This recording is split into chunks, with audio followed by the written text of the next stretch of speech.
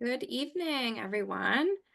Welcome to this Curator's Lounge virtual program featuring Terri Weissman and Jessica Rosen. I know some folks are still filtering in, but I just wanted to get started by just letting you all know that the Heckscher Museum is proud to present this program, which ties into one of our newest exhibitions, Embracing the Parallax, Berenice Abbott and Elizabeth McCausland, curated by our very own Jessica Rosen, one of our speakers today. Thank you to everyone who turned out to join us tonight and for your generous and ongoing support of the museum. I'm Caitlin Scher, Associate Director of Development at the museum, and I'll be your host. Before we proceed, please note if you'd like to turn on closed captioning, you may do so at any time by clicking the CC button on your screen. I hope at least some of you have had the chance to prepare our featured mocktail this evening to enjoy as a refreshment during the program, the Espresso Abbottini. Joining me on screen shortly will be our two speakers this evening. So to just give you a little bit of background, Terri Weissman teaches modern and contemporary art history, the history of photography, and the history of design at the University of Illinois, Urbana-Champaign, where she is the Associate Director of the School of Art and Design. She is the author of the award-winning The Realisms of Berenice Abbott, Documentary Photography and Political Action, co-author of American Modern Documentary Photographs by Abbott, Evans, and Burke White, and co-author of Photography, A Critical History. Her articles and reviews have appeared in a variety of journals and edited volumes, including Arts, Novel, A Forum on Fiction, Third Text, Visual Resources, and Art Nexus. Her current research project, Bodies of Evidence, focuses on questions of representation and evidence in relation to contemporary pictures of state-sanctioned violence against vulnerable populations. She holds a BA from Oberlin College and a PhD from Columbia University. Jessica Rosen, curatorial assistant at the Heckscher Museum, curated the exhibition Embracing the Parallax, Berenice Abbott and Elizabeth McCausland. She is a visual artist and curator with her practice rooted in feminist and queer theory. After completing her bachelor's at Colgate University in studio art, she received her master's degree at, excuse me if I say this wrong, Maastricht University in the Netherlands in the program Arts and Heritage, Policy, Management, and Education. So those are our two speakers. At the end of our presentation, Terri and Jessica will be responding to some of your questions. So please feel free to type them into the Q&A box on your screen at any time or into the chat box. Without any further ado, I'm going to hand over the program to our featured speakers.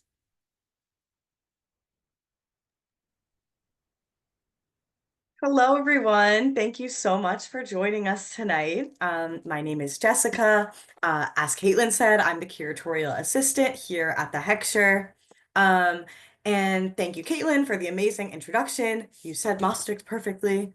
And thank you, Terri, for joining us tonight.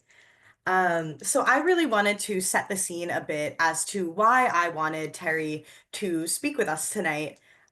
So her book, as Caitlin mentioned, The Realisms of Berenice Abbott, Documentary Photography and Political Action, deeply inspired me when I read it. I have my copy right here, full of so many post-its. And it really informed the way that I curated our current exhibition, Embracing the Parallax, Berenice Abbott and Elizabeth McCausland. And this exhibition unites the documentary photography of Berenice Abbott with the writing of her romantic and intellectual partner, Elizabeth McCausland.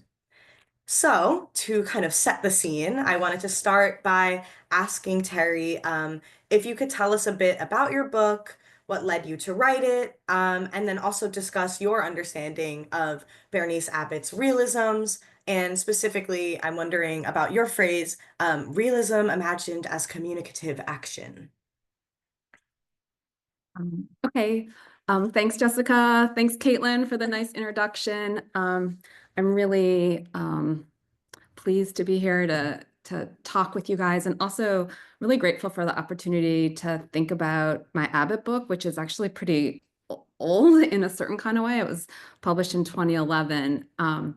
So in thinking about it, had a lot of fun going back to that time when I was writing it. And it started as a dissertation project. And I was, so I was a lot younger, like 15 to 20 years ago.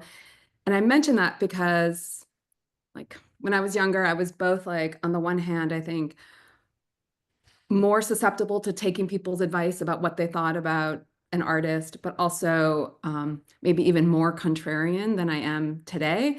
And I sort of like mentioned that mix because it influenced, I think, how I approached Abbott and really like the development of this idea of realism, or how this communicative realism. So the first time I heard Abbott's name was when I was in grad school. I was at Columbia, and we used to sit in on a lot of professors' classes. So I was just sitting in on a history of photo class, and Abbott's name was mentioned, not because we were learning about Abbott, but because the professor was talking about surrealism. So he was talking about surrealism, and he said the surrealists were really influenced by, or they really loved Eugene Atget. And Eugene Atget was rescued by Berenice Abbott. So there's like this like going back in time. And I was like, who?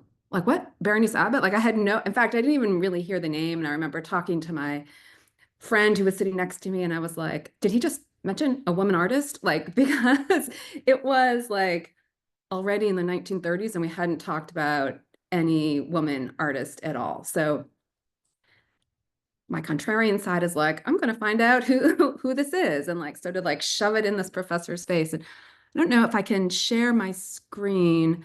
I can show, in case people are wondering what Abbott's, or what, let's see. You should be able to share. To show what Atget looks like.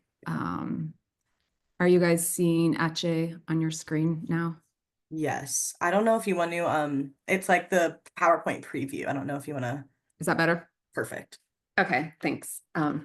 Still traumatized by COVID and the pandemic. Anyway, so you can see Atget's image on the left, and then an early Abbott photograph on the right. And you can see how she became influenced by Atget, especially early on. In fact, in a lot of the writing, there's this quote that you'll come across, like as she saw Abbott, it was like the shock of realism unadorned. And that was really the first time that I came across the word realism with Abbott. So I kind of got into looking at Abbott, and I was really taken with her relationship with Atget, and how it was like she was trying to create her own lineage. Like she was trying to create for herself this tradition that she was then gonna be a part of. And as soon as I figured out, like, okay, I'm going to take this as I think this could be my dissertation topic, I was looking more and more into it, really obsessing on the New York pictures. And I came across Bonnie Yolkelson. And I really just wrote to her. And I was like, hey, I'm a grad student. Will you come? I'm interested in Abbott. And she enormously generously was like, come down to my apartment and we'll talk about Berenice Abbott. So I'm thinking that we're going to talk about New York. I get down to her apartment from Columbia. She lived downtown, and she was just crazily generous. And she goes into her files and she pulls out like everything that she has from the Abbott archives and just hands it to me. It's like, here you go. And then she says, by the way, and here, I'll put up another image here. Oh, sorry. This is another image of Atget and Abbott. She's like, by the way, you might want to look at the science work. That's where there's a kind of realism there that people aren't dealing with. And so she like hands me, I think in like 2 brown grocery bags, like tons and tons of stuff from the archives that would have taken me months and months to find on my own. I just go back uptown and start investigating Abbott more deeply. That's kind of like how I got into it. That's an amazing story. It's incredible. I mean, when I think back about how generous she was, it really, in some ways, has guided how I try to be toward other younger scholars, probably not even that much younger than her, but it was crazy. And just enormously. I'll note also that Bonnie continues to be generous today, and we are selling her catalog at the Heckscher Museum of Art, if anyone is interested. Yes, it's amazing. I mean, her catalog is what really started a whole group of people looking at Abbott again. But so that's the first part of like how I got interested in it. The second question about like what I mean by a realism of communicative action. I think one of the things that my book did that other books hadn't done about Abbott was offer a kind of frame around her work that hadn't existed like around all of her work. And of course, I was like pushed to do that by Bonnie, actually, like think about this other stuff. Like I know you're looking at New York, but actually like try to think about this other stuff. And so I started thinking about or reading all the times that Abbott used the word realism, the real, now, the present, on and on throughout her language. And so I came to this idea of realism as communicative action, which really for me was trying to take into account two sides of her practice. One was like the really straightforward, like visually accessible, present, like you could see the image, it is what it is in a certain kind of way, and there to help foster knowledge, civic education. But then I also wanted to think about how her work did more than that, that was also, sophisticated about representation, and that it couldn't be put down the way some people were doing. I mean, I have to say that like I was discouraged from working on Abbott by my dissertation advisor. The work was considered too small. A woman working on photography, that seemed crazy at the time. She wasn't avant-garde enough, all these kinds of things. And so my construction of a realism of communicative action was in some ways a response to that. So to think about realism, I think I have a line in the book where I say that she sees history as a problem of realism. And that is really that kind of second side, how realism can also be deeply complex about representational issues. And I always think in my mind, this Union Square Park image with the Lincoln statue on the ground, it's actually on the ground because it's being cleaned, not because of some sort of like political event, but sort of invites that kind of interpretation. Okay, that was a long answer. Sorry. No, that was a beautiful answer. And I think really perfectly segued into the next question that we had discussed, which is really, about why, your argument that Abbott's photographic philosophy has this social and political commitment, why that was different from the way her works were previously understood. And I think you kind of started to get at that. But I would love to hear more about how your interpretation of Abbott and her work differed from these previous interpretations. Yeah. I appreciate that question. And I really have to start by saying that in some ways, it's not like I came up with some like brand new radical argument that no one had ever thought of. I'm really just building on top of things that existed. But I think the thing that I did do that was maybe different was that, and this is like for better or worse, I was way more willing to speculate and create arguments like based on what I thought might be true and what I thought I was seeing, based on also what I'm looking at. But maybe I was willing to go a little further away from some of the documents in the archive. And that allowed me to kind of like expand on this sort of social and political commitment that I see in her work. And I also, like I tend to just be someone who sees a really strong politics in basically everything. And so that also just influenced, I'm going to then see that in Abbott as well. But my argument really, well, after I saw Bonnie, one of the things that she also told me to do was to go to the Met. She's like, you should go to the Met and look at the scrapbooks that they have. So if people are on who are in New York City, you can, or Long Island, you can actually anyone can make an appointment at the Met and request to see this amazing set of small images that were made when Abbott first came to New York City from Paris. And someone at some point took apart her scrapbooks to try to make her seem more avant-garde. But I started looking at those images really carefully and and Bonnie had warned me, like, don't think about them as how they're organized. Try to just take them and see what the images on their own. And I saw images like what's on the screen on the right, this Central Park shanty image. And I started to think about how messy the image was in a way, which is something I just love about Abbott's work. And for me, that messiness is really connected to the social and political content. Like messy in that like society is messy, but also messy in that there's an openness in the image that's asking for some kind of interaction from the viewer, that's asking you to think about this history, that's asking you to think about the forces that are causing whatever it is that's being photographed. So that was kind of like that messiness was super important to me. And I think it's part of what then led me to be someone who was willing to publish the unpublished captions, which is really the big difference between my interpretation. So I could see in your exhibition from the pictures that you sent that you have some of the unpublished captions. Yes, I use whatever, not all of them have the captions. So whatever in our collection that had the captions, and for people that haven't seen the exhibition yet, I paired Berenice Abbott's photographs with the captions that were written specifically for those photographs by her partner, art critic Elizabeth McCausland. And in brief, the tragedy of that story is that Elizabeth McCausland's original unpublished captions, which are the ones we're speaking of today, were actually not published because the publisher kind of mixed them for the interest of commercial reasons and selling, in hopes of selling more books to tourists coming to the 1939 World's Fair. Her captions were more poetic and a little bit more radical and political than what typically sells. So the exhibition and Terri's book together kind of highlight McCausland's voice as it was intended to be. Right. Very nice summary.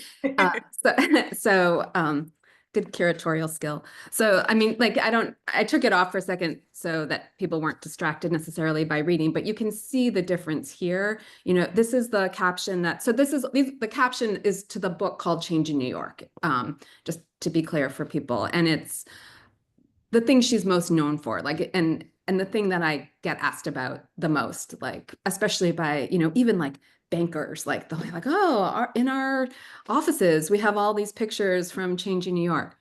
You can see in the published one, it's a lot shorter and it's really straightforward. The caption just is unaltered, except for an occasional coat of paint from the day it was opened to the public 60 years ago is the typical L station interior, really straightforward. Then on the other one, you have this much more, as Jessica said, poetic language that begins with mentioning a stereopticon. To look at this scene is like looking through a stereopticon. And if it weren't for the modern dress, you would think the curious student of the photograph could easily believe himself to be examining a relic of the past. And it just goes on. And it's really playing with and challenging the viewer and the reader to think about, I think, temporal disorder in a way that the published captions just would never do.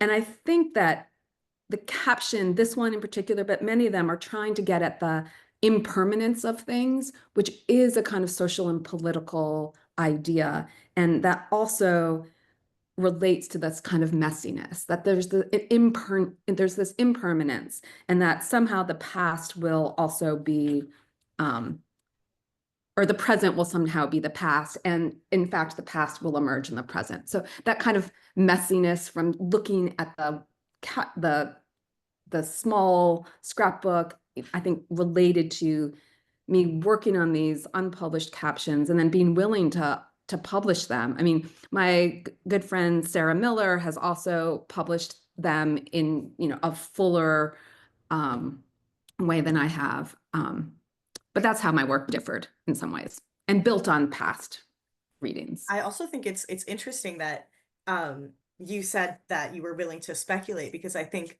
in your book itself, one of my favorite things to share with people is there's this wonderful quote that you included of Abbott's hopes of things that people would do after they saw her work, which was all like civic responsibilities, like getting involved with roadways and like park beautification and transportation. Like, to me, that is also like, Oh, I love that. So you're saying that like my work in a way, like how Abbott speculated, I'm like following in that and also speculating. I think so. And also I think it's like in line and yeah, points to exactly what you're saying.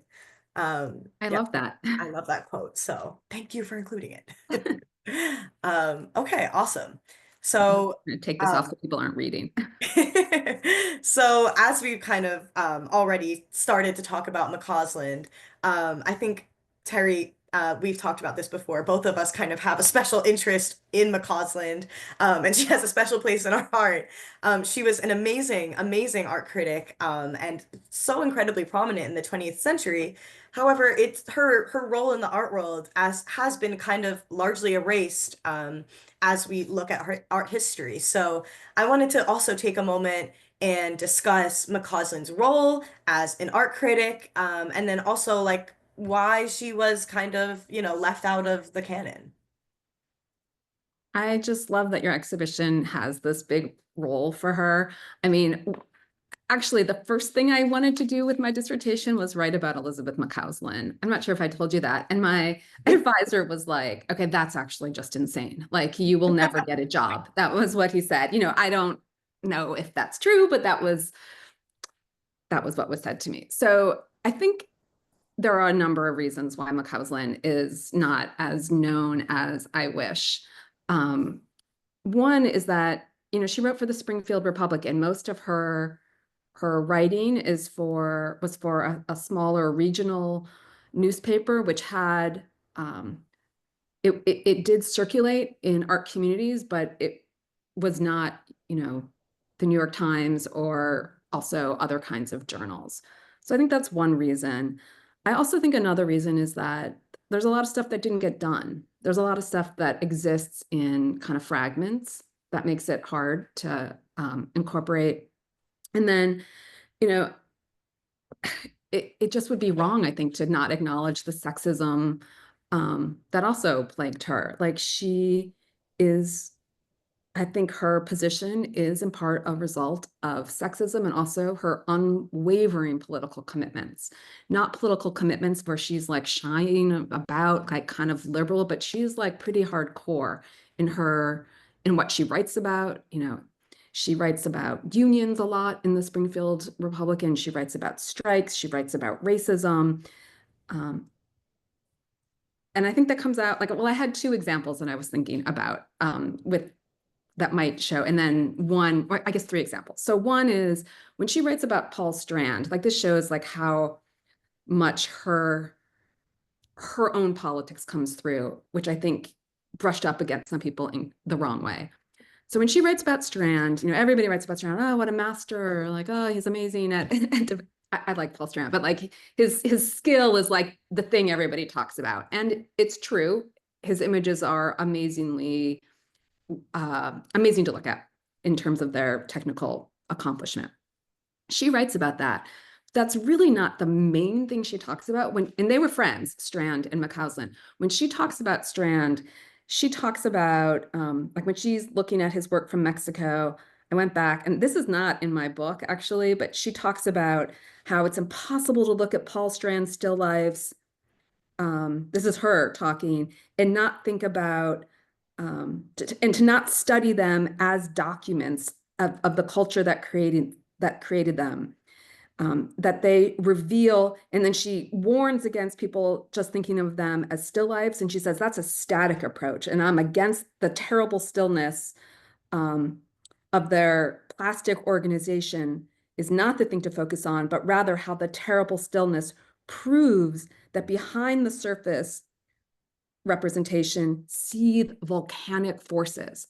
So she's really getting at this play between stasis and movement and political movement. And so even with someone like Paul Strand, she's like kind of brushing up or offering a slightly different interpretation. But she also did things like in 1936, and I think this is in my book, she gives this speech called The Effect of Art the effect of the art market on freedom of expression. And she does not hold back. It's like an attack on MoMA. So if you're attacking MoMA and actually just accusing them of being collaborators, essentially, with, in World War II, you're kind of setting yourself up to kind of exist I mean, everyone respected her, but there was like a little bit of, I think, shock at some of how she would call people out. And she was not afraid to call people out. And I have what I think is a really hilarious letter from her to Roy Stryker, who was head of the Farm Security Administration. This is something, sometimes I'll just randomly be looking at stuff from this time period. So this is from the Stryker collection at the University of Louisville. And she writes this letter to Stryker asking if he'll come talk to the Photo League. And then she's like, it's so sarcastic. Like, I know you have exactly, or I don't know exactly how many millions things you do in the midst of your busy life, but if the government makes a habit of sending you hither and thither to spread the word of photography, I think it would be fine for you to come to the Photo League. And then she says, I'm sorry for the informality of this request. And then it's due to the fact that the boys are young and a little timid. This kind of like reference to the boys is also just funny to me. So she's got this like, she's in the thick of it, right? She's writing an email, or she's an email. It's funny. She's writing a letter to Stryker. Stryker responds, asks how Abbott is, asks how Bernice is. But in that, she's like, kind of like poking at him a little bit. Yeah, I totally see that. And I think that's like how a lot of her work comes across, like very sarcastic. I think in one of the images that we have on display, which one should I say? Like the advertisements, billboards, where she writes like all of these crazy displays of like consumerism, we'll look back at them one day and laugh. And it's like so funny. Also, I think a lot of like her interpretations and guesses about the future that never was. But yeah, I think her foresight is something that I also wanted to say that you were mentioning that I think was incredible. And specifically in the speech about artistic freedom, how she was writing about how basically there's no artistic freedom under capitalism because if you have government funding, you're tied to the government. And if you get funding from a private sector, then you're tied to that person. I thought the foresight of that, I mean, was just unbelievable. And it really resonates also right now. Like, yeah. But also like, she does not saying it in like a general kind of way. She's like, you, Walker Evans, I'm talking about you. You, Lincoln Kirsten, I'm talking about you, MoMA. Like, it's really amazing and brave and awesome. A great role model. Yes, we are two McCausland fans here. Okay, so now that we've kind of spoken a bit about Abbott and her career and McCausland and her career, I of course wanted to speak about them together, which is really what my show does. And a lot of what your book really talks about is their collaboration. And so I wanted to ask about how you understand the influence that they had on each other and also about the shared photographic philosophy that they made. Yeah. So I really love that you got that from my book, by the way, that the importance of McCausland. Thanks for saying that. So on your website, I think I saw, or maybe it was on your IG, I'm not sure. I mean, not your personal one, the museum one. You have an image of one of their letters, their early letters going. Oh, yes. Was it the one where it I'm was so passionate about your writing. I'm so passionate about your like a lot of passion. Yes, my favorite, because I feel like also I quote that letter a lot. The line I quote is Abbott, McCausland had done a review on Abbott's work and then Abbott and sent it to her. They hadn't met yet. And then Abbott responded and said, your review is the first intelligent review on my work that has appeared in this country, which also to me kind of meant, she agreed with McCausland's political interpretations. Yeah. Yes, I love that you said that. Because I would also say like if we're thinking about how they influenced each other in a certain kind of way, that review is really the first time that people are, or that anyone is really giving this kind of political inflection to Abbott's work in the kind of way that McCausland does. And that's one, like, and then they kind of run with that. Like they both sort of run with that. It's like, I think what she says, actually, maybe I have another image. I'm sorry, my slides, I like wasn't sure what we were going to be talking about, so I have a bunch of different slides. But I think in the review, right, she talks about this image, and another wonderful Abbott scholar, Peter Barr, also talks about this image with regard to McCausland and Abbott, but how in this image, McCausland says, you know, there's like a vulgar wealth in New York City, and you really see that vulgarity in connection to the kind of more lived or smaller scale places, or she writes, the displays of ostentatious and vulgar wealth exist side by side with those of Central Park shanties, like that prior image I showed, and then also small scale housing, like you see on the screen here. So for Abbott, I think McCausland really gave voice to that kind of politics that she maybe was in her work, but it really allowed it gave voice to it. It allowed her to kind of understand it better and to even like start thinking about her work in those kinds of terms.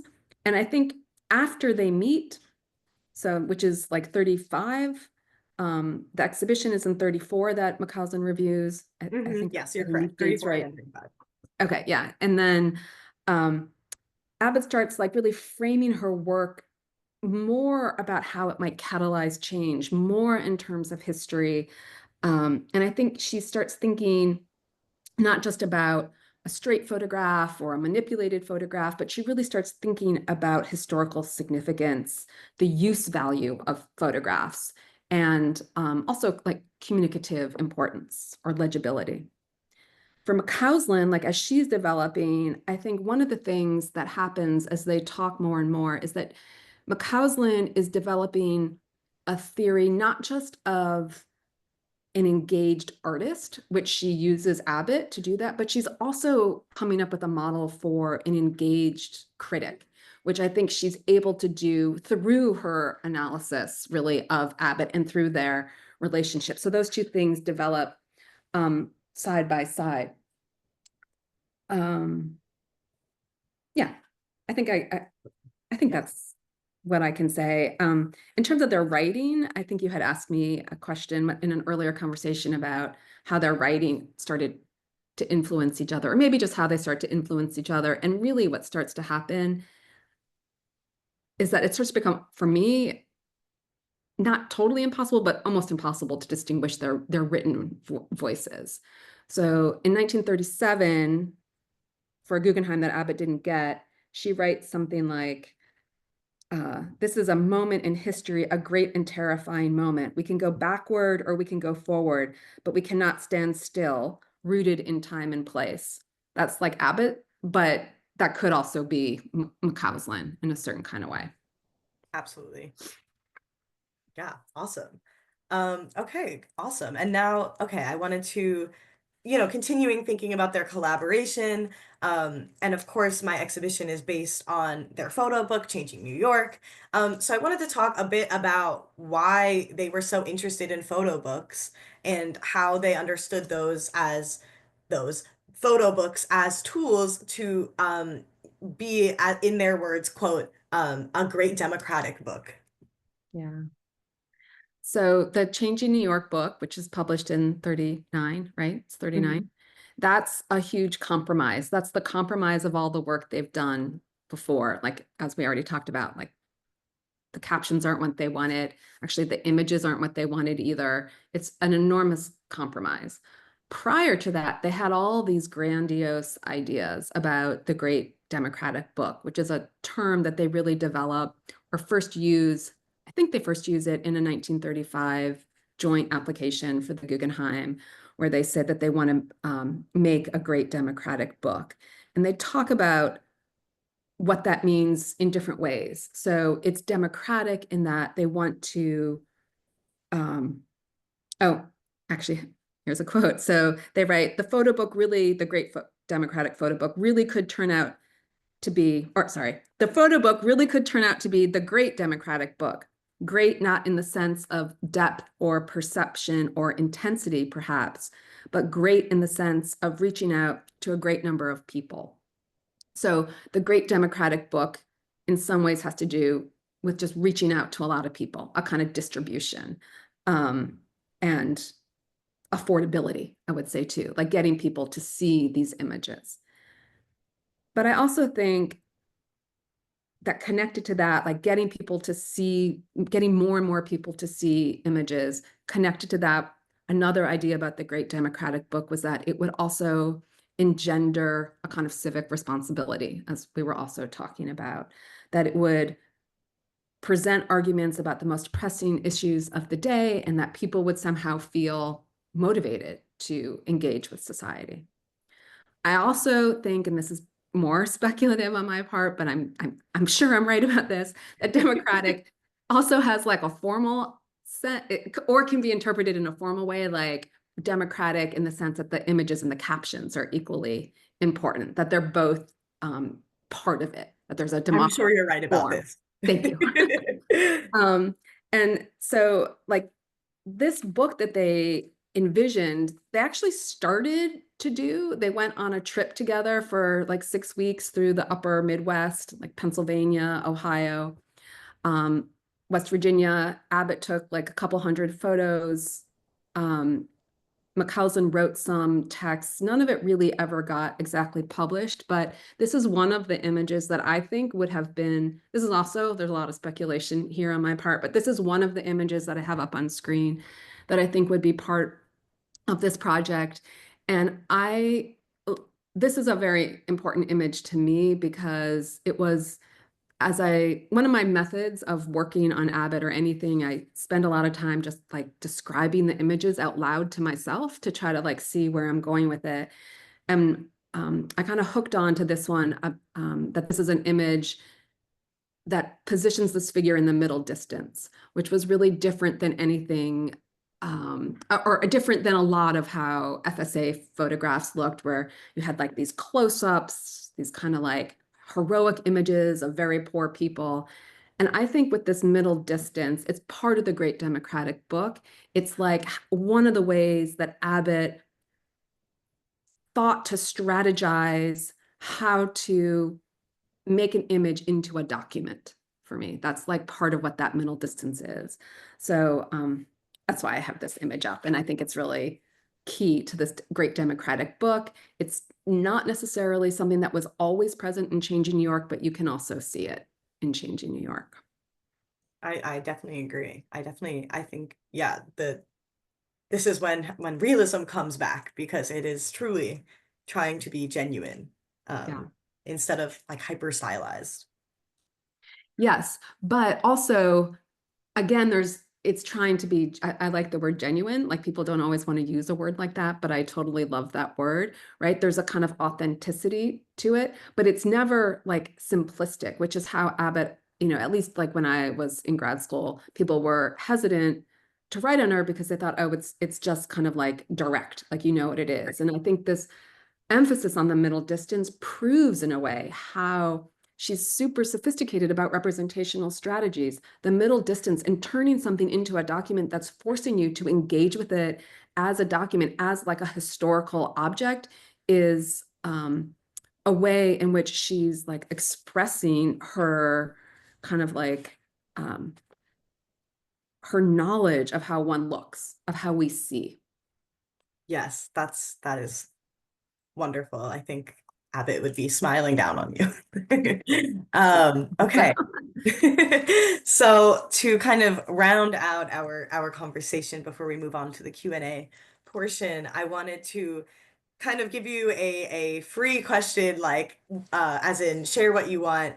I wanted to kind of think about what was one final aspect of Abbott, of McCausland, or their collaboration that you want to clarify or that you wish more people knew about.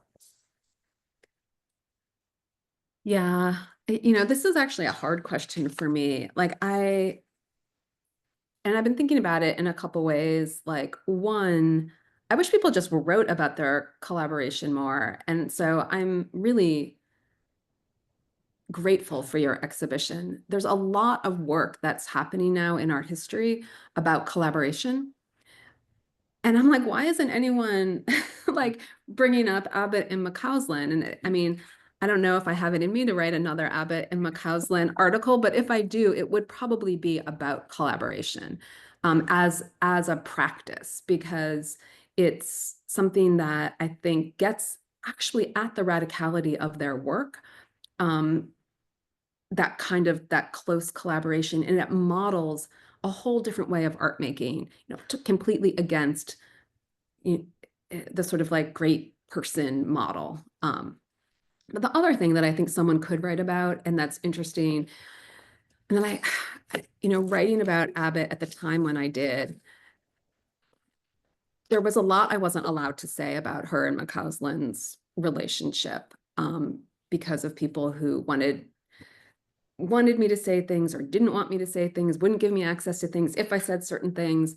So I think that I, in fact, don't actually talk enough about their romantic relationship, and how a queer relationship between two women in the 1930s would have offered, or what kind of support did that offer? And how did that affect their practice or other people's practices? That's something that I think, is totally unaddressed in my work, and that I think, merits some kind of investment. Yeah, I love that you said that. I think, yeah, I mean, it's so interesting to think about them. Like, it's interesting to think about them as collaborators, intellectual collaborators, but then also, like, how does the romantic part of their relationship this is a part of history, it is accurate. How does that feed into their unique, collaboration and understanding of each other's works? And Yeah, also, yeah, I mean, it's so funny because they met because of their affinity to each other's like work. And that like led to the romantic, which I think is also like an interesting part. yeah. And I'll just say also, like, it's so interesting because, like, some of the people who didn't want me to mention it, like some of the people who I was like navigating, and again, I was like young, so I wasn't like, whatever, I'm going to do what I'm going to say. Like, I was sort of easily intimidated by not getting access to things. But like everyone, whoever knew her, were like, Abbott had a picture of McCausland that she kept by her bed up until, since from 1965, when McCausland died, for the rest of her life. So, and actually, I stopped sharing, but I should share one more time, because I do have this nice image of them, that I like very much. I like this image because I don't know which image Abbott had by her bed, but sometimes I like to think it's this one, because it shows McCausland sort of as an artist, also like at a printing press making something, that has to do with, like, I imagine like the dissemination of this great democratic book. I love that image too. It's on one of the panels in the exhibition, and I always tell people, I'm like, this is like such a layered image because it's McCausland doing the thing that she loves, and then it's taken by Abbott, which is like photographs the thing she loves, and it's like this like wonderful layered photo of like lesbian histories, of art Yeah, history, of journalism, et cetera, et cetera. It's yeah, I agree completely. And I have this kind of quirky image of Abbott. It's not quirky, but this image of Abbott working at MIT. Did you know that one is also on my panel? No, I did not. Yes, it is. That one is also there because it's an amazing image and it shows her. We didn't talk about the science photos today. Yeah, If someone has questions about the science photos, you should ask. But shows her kind of setup as, yeah, kind of akin to a scientist. right. Yeah, yes. It's like, I wish I knew who the photographer was. Do you know? I don't, but I Oh, yeah, certainly wish I did. yeah. Okay, so I think we can, uh, move on to the Q&A portion.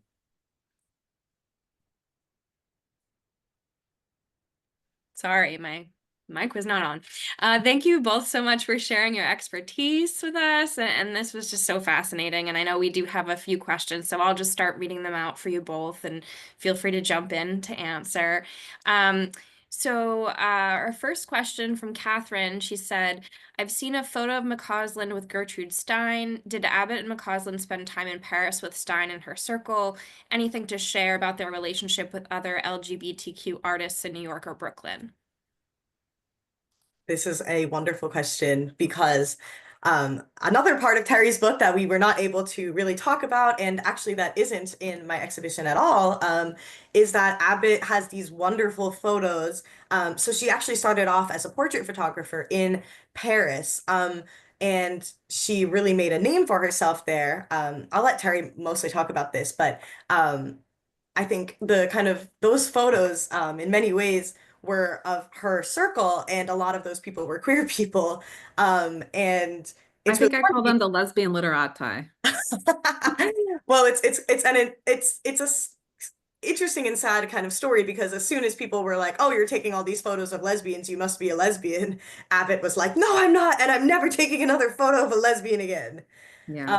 So that's kind of the tragedy of the time, but I think more of her, like queer community that she photographed was in Paris, not in New York and Brooklyn. Although I'm sure she was a part of it there. Yeah.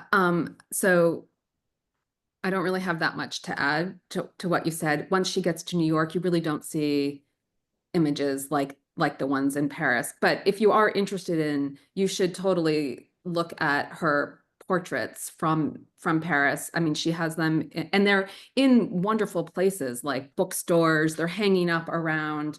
But I will also say that if I could rewrite one chapter of my book, it would be that book. It would be the portrait chapter because I think, well, in part because of this, I just don't really address it well enough as I would like.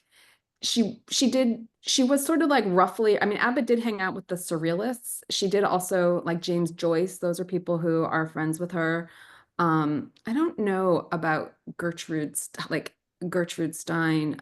Um, do you know Jessica? Like I can't. No, but I know the photo that the person who asked this is talking about because whenever I look up photos of Abbott and McCausland, it's always McCausland and Gertrude Stein.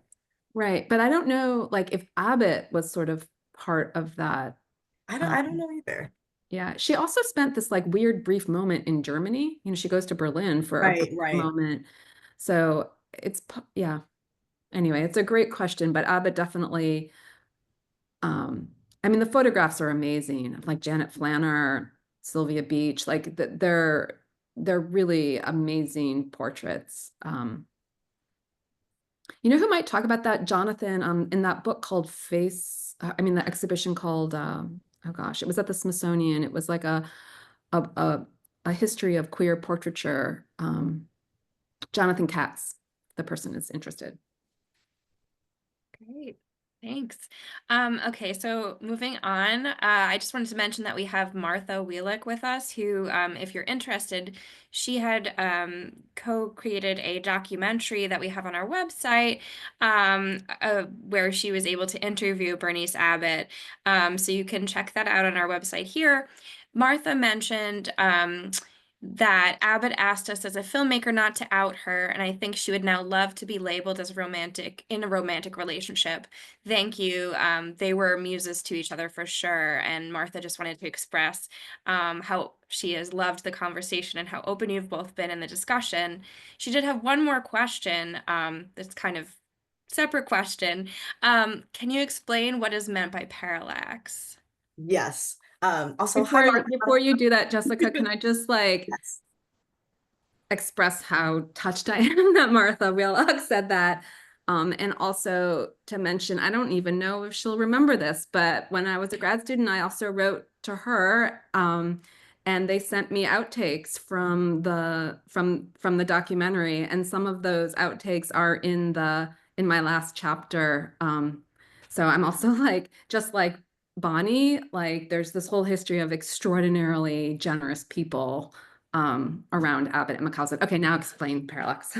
Also, I would be remiss if I didn't mention that the amazing Julia Van Haften is also with us today. Hi, Julia.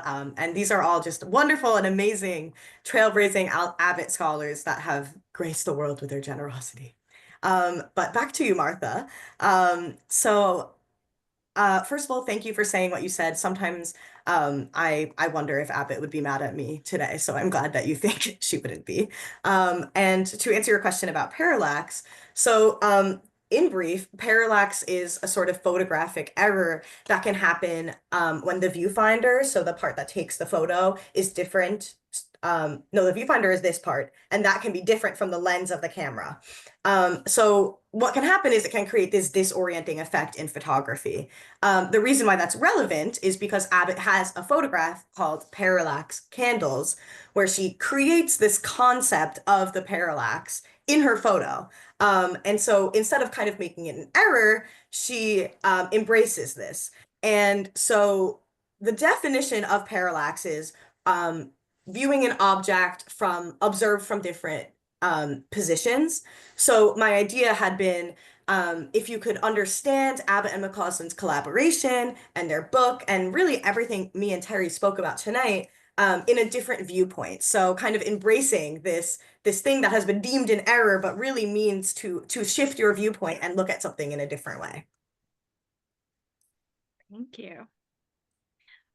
This is perhaps a related question. One of our viewers, Nina, would like to know, could you please talk more about Abbott's scientific photos and how her photography progressed into scientific thought? This was one of the questions I didn't have time to ask Terri, so I'm very glad you asked that.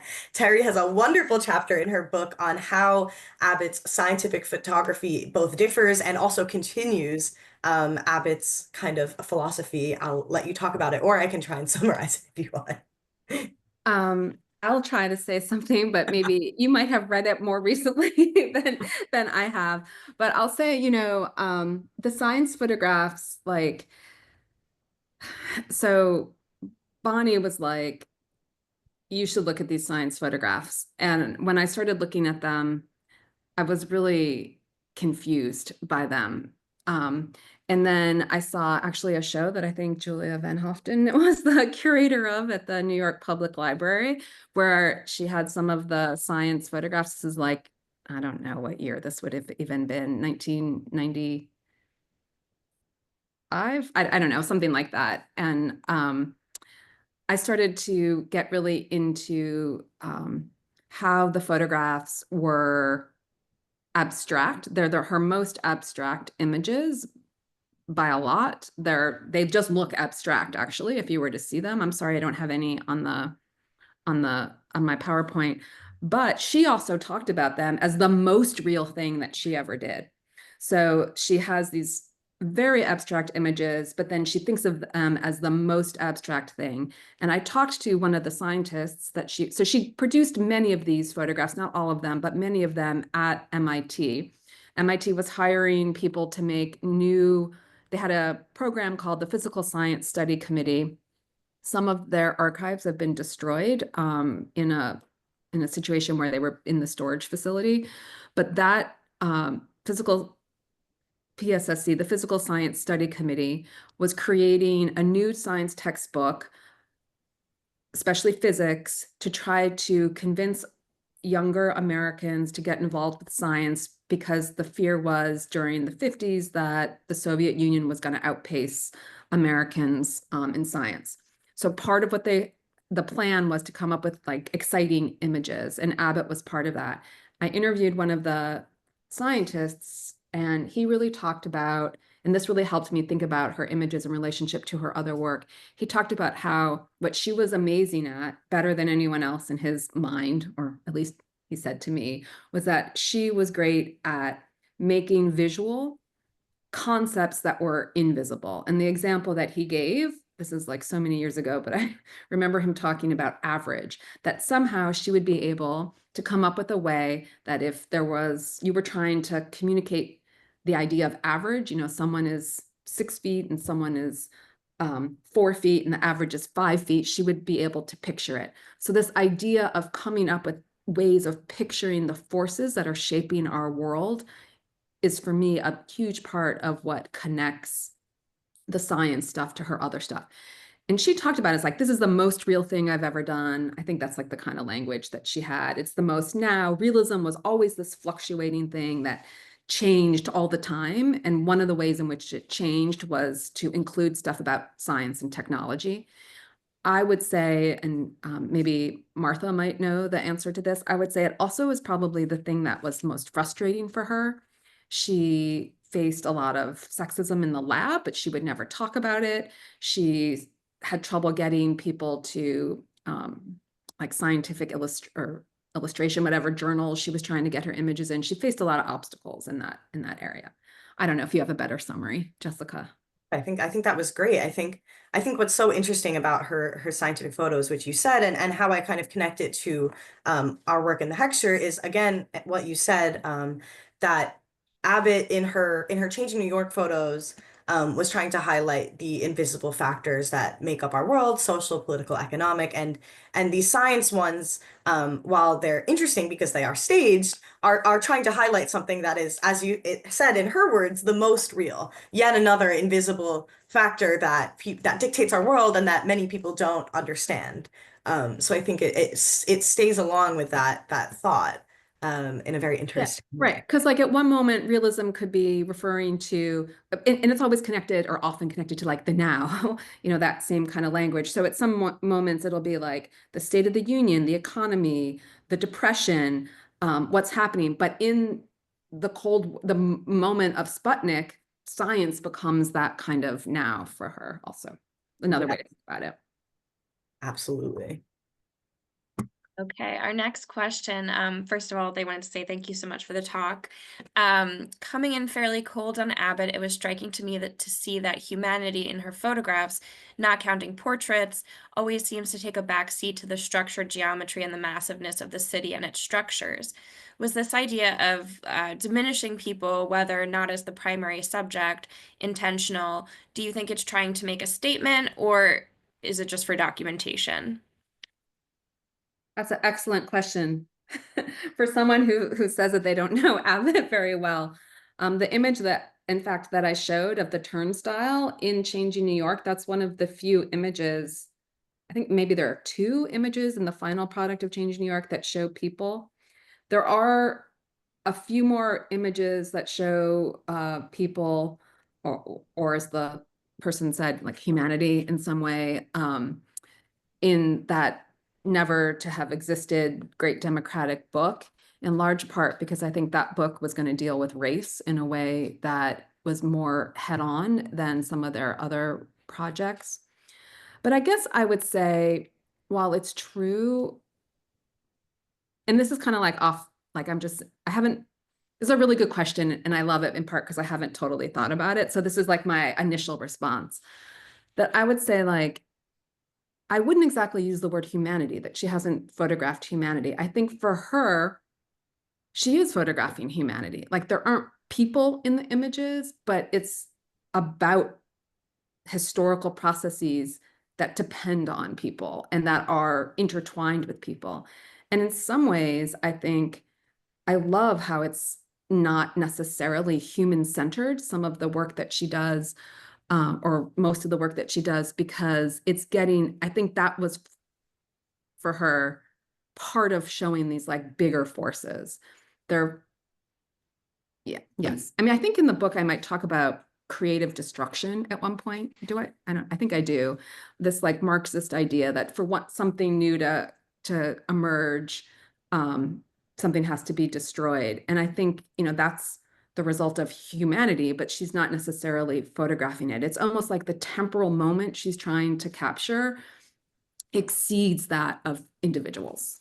I think there is a quote by Abbott that is in line with what you just said, along the lines of like, I can photograph people without having a single person in the frame. Um, Really?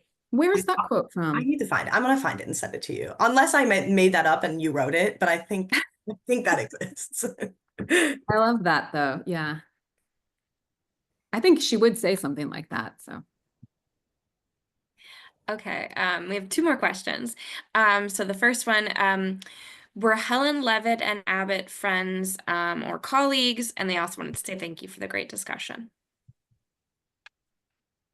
I don't know the answer to that. Yeah. I don't, if Julia is on the call still, maybe she might know the answer to that. I never came across any like letters or anything that I can think of. Sorry, I don't have a better answer to that question. No problem.